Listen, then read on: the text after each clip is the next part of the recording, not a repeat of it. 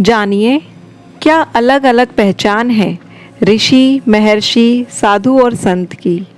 प्रिय दर्शकों नमस्कार, स्वागत करते हैं आपका फिर एक बार हमारे धार्मिक कथाओं के चैनल संतों की वाणी में। भारत में प्राचीन समय से ही ऋषि मुनियों का विशेष महत्व रहा है, क्योंकि यह समाज के पथ प्रदर्शक माने जाते थे। सनातन धर्म में साधु, संत, ऋषि एवं मुनियों का नाम बड़े ही आदर से लिया जाता है। ऋषि मुनि अपने ज्ञान और तप के बल पर समाज कल्याण का कार्य करते थे और लोगों को समस्याओं से मुक्ति दिलाते थे।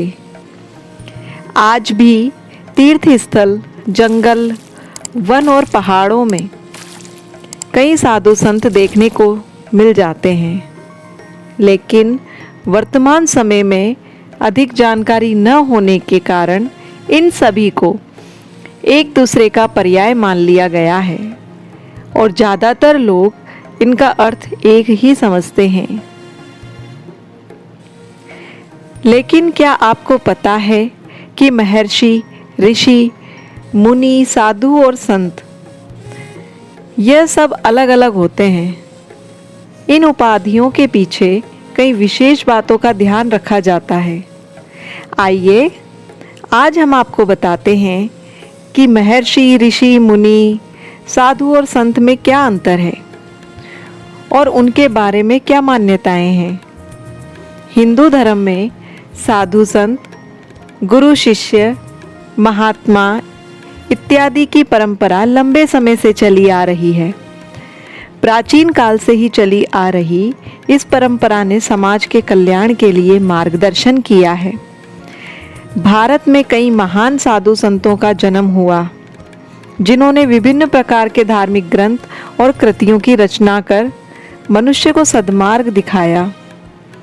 लेकिन वर्तमान समय में महर्षि, ऋषि, मुनि, साधु और संत का नाम एक दूसरे के पर्याय के रूप में प्रयोग किया जाता है, जो गलत है। बल्कि इन सभी में बहुत भिन्नताएं हैं। आज हम इसी विषय पर चर्चा करेंगे और जानेंगे क्या है महर्षि, ऋषि, मुनि, साधु और संत में अंतर। महर्षि ज्ञान और तप की उच्चतम सीमा पर पहुंचने वाले व्यक्ति को महर्षि कहा जाता है। इनसे ऊपर केवल ब्रह्म ऋषि माने जाते हैं। गुरु वशिष्ठ और विश्वामित्र ब्रह्म ऋषि थे। प्राचीन ग्रंथों के मुताबिक हर इंसान में 3 प्रकार के चक्षु होते हैं। वह ज्ञान चक्षु, दिव्य चक्षु और परम चक्षु हैं। जिनका ज्ञान चक्षु जागृत हो जाता है उसे ऋषि कहते हैं। जिसका दिव्य चक्षु जागृत होता है उसे महर्षि कहते हैं और जिसका परम चक्षु जागृत हो जाता है उसे ब्रह्म ऋषि कहते हैं। अंतिम महर्षि दयानंद सरस्वती हुए थे, जिन्होंने मूल मंत्रों को समझा और उनकी व्याख्या की। इसके बाद आज तक कोई व्यक्ति महर्षि नहीं हुआ। महर्षि मोह माया से विरक्त होते हैं और परमात्मा को समर्पित हो जाते हैं। ऋषि ऋषि वैदिक संस्कृत भाषा का शब्द है। वैदिक रचनाओं के रचयिता को ही ऋषि का दर्जा प्राप्त है।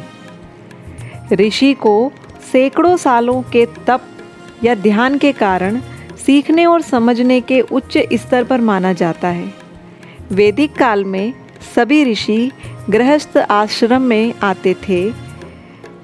ऋषि पर किसी तरह का क्रोध, लोभ, मोह, अहंकार और ईर्ष्या आदि की कोई रोक टोक नहीं है और ना ही किसी भी तरह का संयम का उल्लेख मिलता है।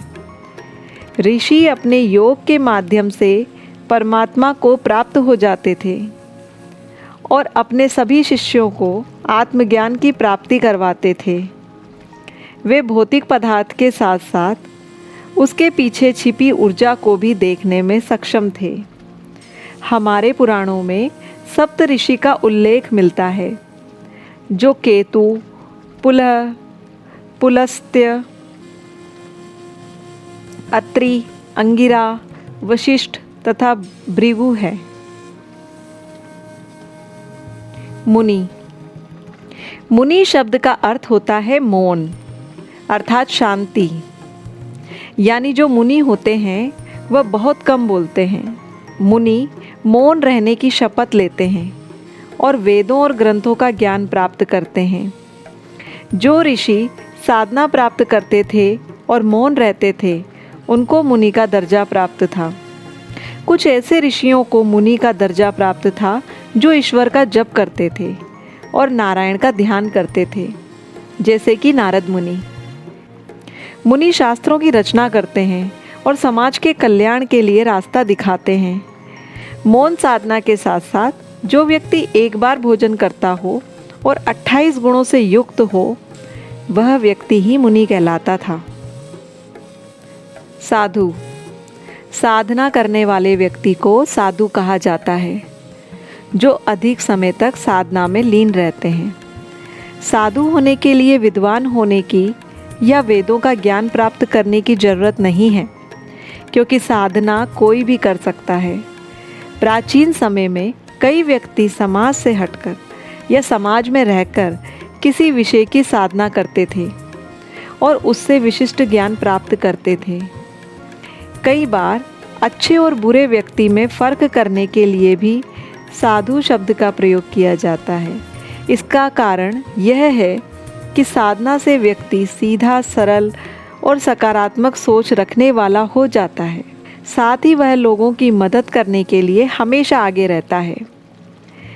साधु का संस्कृत में अर्थ है सज्जन व्यक्ति, और इसका एक और उत्तम अर्थ यह भी है 6 विकार यानी काम, क्रोध, लोभ, मोह और मत्सर, जो इन सब का त्याग कर देता है उसे ही साधु की उपाधि दी जाती है। संत। संत शब्द संस्कृत के एक शब्द शांत और संतुलन से बना है। संत उस व्यक्ति को कहते हैं जो सत्य का आचरण करता है और आत्मज्ञानी होता है। प्राचीन काल में कई आत्मज्ञानी व सत्यवादी लोग थे जिन्हें संत कहा जाता था, जैसे संत कबीरदास, संत तुलसीदास, संत रविदास। ईश्वर के भक्त या धार्मिक पुरुष को भी संत कहते हैं। बहुत से साधु महात्मा संत नहीं बन सकते, क्योंकि घर परिवार को त्याग कर मोक्ष की प्राप्ति के लिए चले जाते हैं। इसका अर्थ है कि वह अति पर जी रहे हैं। जो व्यक्ति संसार और अध्यात्म के बीच संतुलन बना लेता है उसे संत कहते हैं। संत के अंदर सहजता, शांत स्वभाव में ही बसती है। संत होना गुण भी है और योग्यता भी। अगर आपको यह वीडियो पसंद आया हो तो लाइक और शेयर करना ना भूलें।